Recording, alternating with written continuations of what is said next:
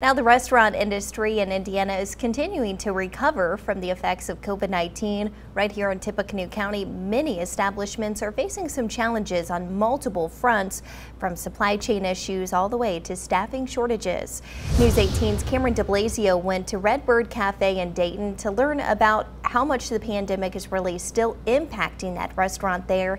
So, Cameron, what are some of the biggest challenges for that cafe? Well, Marley, unlike the majority of restaurants in Indiana, Redbird Cafe owner Trish Brown says her biggest challenge isn't revenue.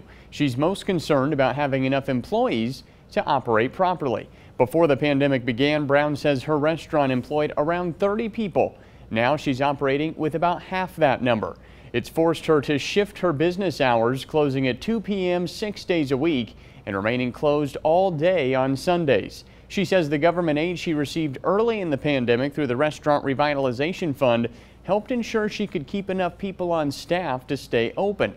While the aid made a difference then, Brown says her primary focus at this point isn't on receiving more financial assistance. I really don't think that if they offered more that I would take more, because I did receive a letter about that, but I'm not interested, because I think the issue now isn't financial, it's staffing, and I think that's where I would like to focus. Brown says in addition to staffing, she has been affected by the supply chain shortages as well. She says some items have been out of stock since November, and it's been particularly hard to get enough foam and foil products for the restaurant.